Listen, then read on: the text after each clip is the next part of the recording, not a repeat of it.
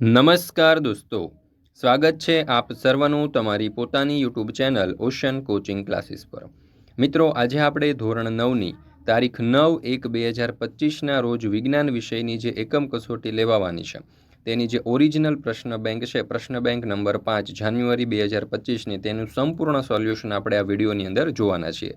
મિત્રો, આપણી આ ચેનલ ઉપર ધોરણ 9ની અત્યાર સુધીની જેટલી પણ એકમ કસોટીઓ લેવાય છે તે બધી જ એકમ કસોટીઓના સંપૂર્ણ સોલ્યુશનના વિડીયો અને પીડીએફ મુકાઈ ચૂક્યા છે, જેની લિંક તમને નીચે ડિસ્ક્રિપ્શન બોક્સમાં મળી જશે। અને આવનારી તમામ એકમ કસોટીઓ જે છે તેના પણ સંપૂર્ણ સોલ્યુશનના વિડીયો અને પીડીએફ તમને મળી જશે। એના માટે આપણા વોટ્સઅપ ગ્રુપ ઉપર જરૂરથી જોડાઈ જજો। વોટ્સઅપ ગ્રુપમાં જોડાવાની લિંક પણ તમને નીચે ડિસ્ક્રિપ્શન બોક્સમાં મળી જશે। ચાલો દોસ્તો, તો શરૂ કરીએ આપણે ધોરણ 9 વિષય વિજ્ઞાન પ્રશ્ન બેંક જાન્યુઆરી 2025 પાંચમી પ્રશ્ન બેંક તારીખ 9/1/2025। 9/1/2025ના રોજની ગુજરાતી અને વિજ્ઞાન બંને વિષયની જે એકમ કસોટીઓ છે તેમના સંપૂર્ણ સોલ્યુશનના વિડીયો અને પીડીએફ મુકાઈ ચૂક્યા છે। જો તમારે પીડીએફ મેળવવી હોય તો લિંક તમને નીચે ડિસ્ક્રિપ્શન બોક્સમાં પણ મળી જશે, અથવા તો વોટ્સઅપ પર પીડીએફ મેળવવા માટે અહીંયા તમને નંબર આપેલો છે, આ નંબર ઉપર કોન્ટેક્ટ કરી અને મેળવી શકો છો। દરેક વિદ્યાર્થીઓએ અવશ્ય મેળવી લેવી, તમારી પરીક્ષાની તૈયારી માટે અને એકમ કસોટી માટે તમને ખૂબ જ ઉપયોગી સાબિત થશે।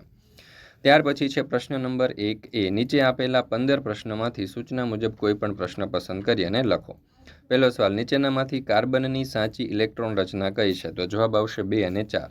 Cl-1 આયનમાં સંયોજકતા ઇલેક્ટ્રોનની સંખ્યા કેટલી હોય છે? તો જવાબ આવશે વિકલ્પ A 8। ત્રીજો સવાલ, પાણીમાં રહેલા તત્વોનો દળ ગુણોત્તર શું છે? તો જવાબ આવશે 1:8। ત્યાર પછી આગળ, નીચેના વિધાન સાચા છે કે ખોટા તે જણાવો। એમાં ચોથો સવાલ, આપણે પરમાણુઓને નરી આંખે જોઈ શકતા નથી કારણ કે તે ખૂબ નાના છે। તો જવાબ આવશે સાચું। ત્યાર પછી પાંચમું, કળી ચૂનાનું રાસાયણિક સૂત્ર CaO છે। તો જવાબ આવશે સાચું। છઠ્ઠું, ગોલ્ડસ્ટીને વીજભાર નળીમાં નવા વિકિરણની હાજરી શોધી કાઢી। તો જવાબ આવશે સાચું। સાતમો સવાલ, પ્રોટોનનું દળ નગણ્ય માનવામાં આવે છે અને તેનો વીજભાર -1 છે। તો જવાબ આવશે ખોટું। ત્યાર પછી આગળ, નીચેના વિધાનને સાચું બનાવવા માટે ખાલી જગ્યા પૂરો। એમાં આઠમો સવાલ, પરમાણ્વીય ક્રમાંકને ખાલી જગ્યા સંજ્ઞા દ્વારા દર્શાવવામાં આવે છે। તો જવાબ આવશે Z। પ્રોટિયમ એ ખાલી જગ્યા તત્વનું સમસ્થાનિક છે। તો જવાબ આવશે H। 10મું, સંયોજકતા આંક એ ખાલી જગ્યાની સંયોજન ક્ષમતા દર્શાવે છે। તો જવાબ આવશે આયન। ત્યાર પછી આગળ, નીચેના પ્રશ્નોના એક શબ્દમાં જવાબ આપો। એમાં પહેલું, હાઇડ્રોજન આયનમાં કેટલા પરમાણુઓ હોય છે? તો જવાબ આવશે 1। કેટાયન કોને કહે છે? તો કેટાયન ઘનને કહેવાય। એનાયન કોને કહેવાય? તો એનાયન ઋણને કહેવાય, એટલે કે ધનને અહીંયા આવશે કેટાયન ધનને કહેવાય ને એનાયન ઋણને કહેવાય। પાણીનું રાસાયણિક સૂત્ર H2O, મીઠાનું રાસાયણિક સૂત્ર તો NaCl। ત્યાર પછી છે પ્રશ્ન નંબર 1B। નીચેના 10 પ્રશ્નોમાંથી 2 પ્રશ્નો લખવાના છે। એમાં કોબાલ્ટ તો CO, ગોલ્ડ તો Au। ત્યાર પછી જોડકા સાચી રીતે જોડો। એમાં દળ સંચયનનો નિયમ તો જ્હોન ડાલ્ટન, નિશ્ચિત પ્રમાણનો નિયમ તો એન્ટોની લેવિયોઝર। ત્યાર પછી છે જોડકા, એમાં બહુપરમાણવીય અધાતુ તો સલ્ફર, એક પરમાણવીય અધાતુ તો હિલિયમ। ત્યાર પછી ચોથું, ઇલેક્ટ્રોન તો એમાં ઋણ વીજભાર અને પ્રોટોન તો ધન વીજભાર। ત્યાર પછી પાંચમું, નીચેના જોડકા સાચી રીતે જોડો। એમાં હાઇડ્રોજનનો સમસ્થાનિક, એમાં ડ્યુટેરિયમ તો I21H અને ટ્રિટિયમ તો 31H। ત્યાર પછી આગળ, નીચેના પ્રશ્નોના માંગ્યા મુજબ જવાબ આપો। એમાં છઠ્ઠો સવાલ, સોડિયમ પરમાણુમાં કેટલી કક્ષાઓ હોય છે તે દરેકના નામ આપો। તો સોડિયમ પરમાણુમાં 3 કક્ષાઓ હોય છે, K, L અને M। શક્તિ સ્તર કોને કહેવાય? પરમાણુના શક્તિ સ્તરોના નામ આપો। તો શક્તિ સ્તર એ પરમાણુના માળખામાં એવા સ્તરોને કહે છે જ્યાં પરમાણુના ઇલેક્ટ્રોન્સની ઉર્જા નિર્ધારિત હોય છે। દરેક શક્તિ સ્તર પર ઇલેક્ટ્રોનને વિભિન્ન ઉર્જા હોય છે અને આ ઉર્જા સ્તરો પરમાણુની વિશિષ્ટ સંરચના અને પરમાણુના મૂલ્ય માટે નિર્ધારિત થાય છે। પ્રથમ કક્ષાને K, બીજી કક્ષા L, ત્રીજી કક્ષા M અને ચોથી કક્ષા N તરીકે ઓળખાય છે। આપેલ સંજ્ઞા કયા પરમાણુની છે? તો Ag એ ચાંદી અને Au એ સોનાનું। ડાલ્ટનના સૂચવ્યા મુજબ તત્વોની સંજ્ઞા તો આ સલ્ફર માટે આ સંજ્ઞા આવશે અને હાઇડ્રોજન માટેની આ। IUPACનું પૂર્ણ નામ અને આ સંસ્થાનું કાર્ય તો international union of pure and apply chemistry. આ સંસ્થાનું કાર્ય વૈશ્વિક સ્તરે રસાયણશાસ્ત્રના નિયમોને વૈજ્ઞાનિક રીતે સજ્જ કરવામાં અને સંમત પ્રાપ્ત કરવાનું છે। મિત્રો, ધોરણ 9ની વિકાસ પરીક્ષાલક્ષી અસાઇનમેન્ટ જે છે તે વિકાસ પરીક્ષાલક્ષી અસાઇનમેન્ટના દરેક વિષયના દરેક અસાઇનમેન્ટના સોલ્યુશન જે છે આદર્શ પ્રશ્નપત્રો સહિત તે આપણી ચેનલ ઉપર મુકાઈ ચૂક્યા છે। તો જરૂરથી આપણી ચેનલ ઉપર જઈ અને આ આદર્શ પ્રશ્નપત્ર જે છે એના સોલ્યુશન મેળવી લેજો, જે તમારી પરીક્ષા માટે આવતી દ્વિતીય પરીક્ષા માટે તમને ખૂબ જ ઉપયોગી સાબિત થશે। ચાલો ત્યાર પછી આપણે જોઈએ સેક્શન નંબર B। એમાં પ્રશ્ન નંબર 2A, નીચે આપેલા 10 પ્રશ્નમાંથી સૂચના મુજબ કોઈ પણ 2 પ્રશ્ન પસંદ કરો. પહેલો સવાલ, તમામ નિષ્ક્રિય વાયુઓના પરમાણુ ખાલી જગ્યા હોય છે, તો જવાબ આવશે 1 પરમાણવીય. બીજું, ફોસ્ફેટ આયન ખાલી જગ્યા પરમાણુઓ ધરાવે છે, તો 5. સોડિયમ ધન આયન અને સલ્ફર ઋણ આયન વડે બનતા સંયોજનનું સૂત્ર ખાલી જગ્યા છે, તો Na2S. સોડિયમ તત્વની સંજ્ઞા ખાલી જગ્યા છે, તો Na. પોટેશિયમ તત્વની સંજ્ઞા ખાલી જગ્યા છે, તો K. ત્યાર પછી આગળ નીચેના પ્રશ્નોના એક શબ્દ કે વાક્યમાં જવાબ આપો. એમાં છઠ્ઠો સવાલ, પરમાણવીય દળ એકમ એટલે શું? તો કાર્બન 12 સમસ્થાનિકના એક પરમાણુના 1/12 દળના ભાગને પરમાણવીય દળ કહે છે. કાર્બનની ઇલેક્ટ્રોન રચના તો 2 અને 4, સોડિયમની ઇલેક્ટ્રોન રચના તો 2, 8 અને 1, નાઇટ્રોજનની ઇલેક્ટ્રોન રચના 2 અને 5. સંયોજકતાની વ્યાખ્યા આપો. સંયોજકતા કક્ષામાં અયુગ્મિત ઇલેક્ટ્રોનની સંખ્યાને તે પરમાણુની સંયોજકતા કહે છે. ત્યાર પછી છે પ્રશ્ન નંબર 2B, નીચે આપેલા 10 પ્રશ્નમાંથી સૂચના મુજબ કોઈ 2 પ્રશ્ન લખો. ઇથેનોલનું આણ્વીય દળ લખો. તો ઇથેનોલ C2H5OHનું આણ્વીય દળ, તો આ પ્રમાણે આપણે દાખલો ગણી શકીએ અને એનું આણ્વીય દળ જે છે તે આ પ્રમાણે આપણને મળશે.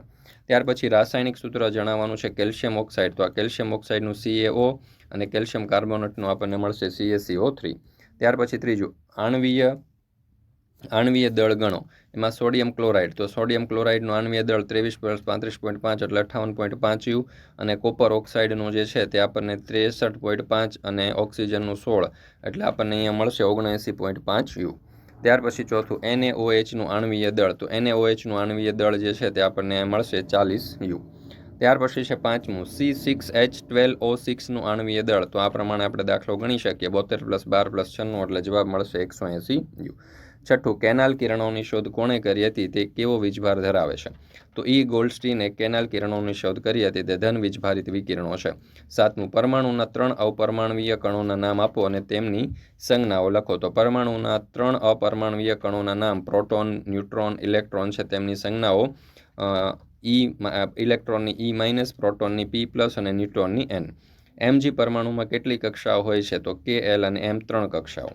આપેલ તત્વના પરમાણવીય ક્રમાંક લખો. કાર્બનનો 6 અને ઓક્સિજનનો 8.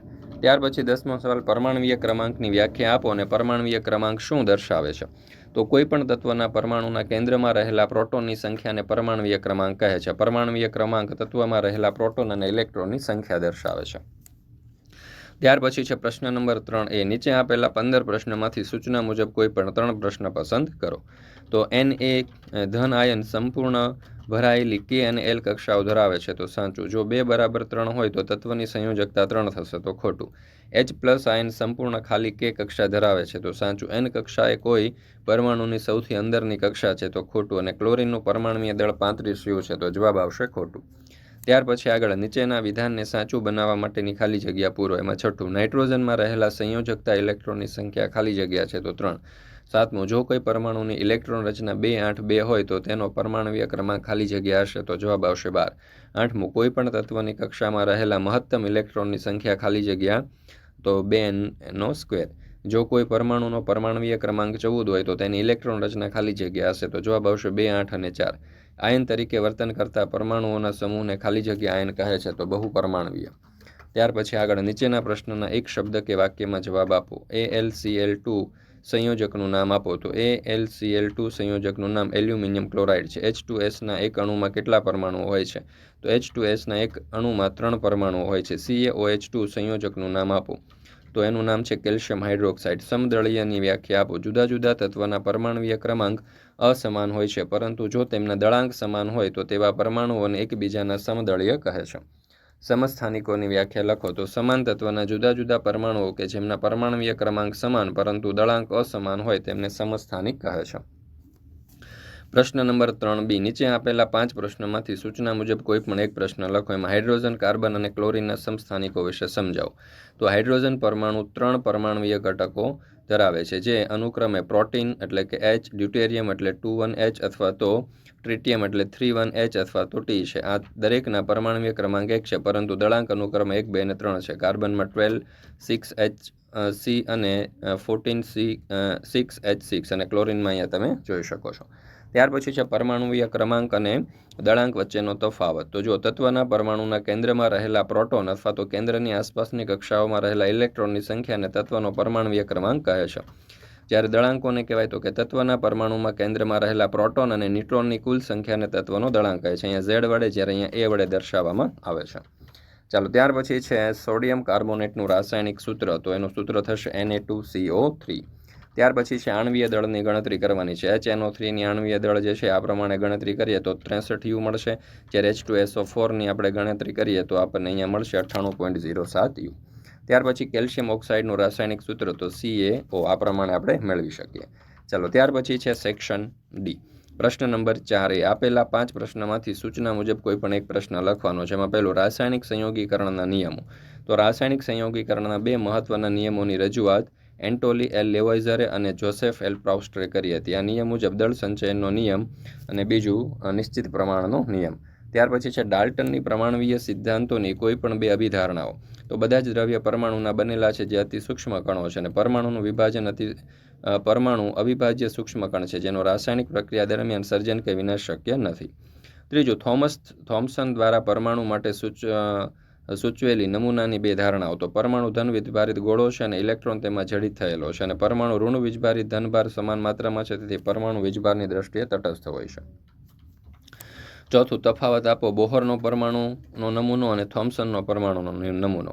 તો ઇલેક્ટ્રોનની સ્વતંત્ર કક્ષાઓ તરીકે ઓળખાતી અમુક ચોક્કસ કક્ષાઓને જ માન્ય કક્ષાઓ કહે છે. જ્યારે પરમાણુ ધનભારિત ગોળાનો બનેલો છે, ઇલેક્ટ્રોન તેમાં જડિત થયેલા છે. સ્વતંત્ર કક્ષાઓમાં પરિભ્રમણ દરમિયાન ઇલેક્ટ્રોન વિકિરણ સ્વરૂપે ઉર્જા મુક્ત કરતા નથી, જ્યારે પરમાણુમાં ઋણભાર અને ધનભાર સમાન માત્રામાં હોય છે, તેથી પરમાણુ વીજભારની દ્રષ્ટિએ તટસ્થ હોય છે.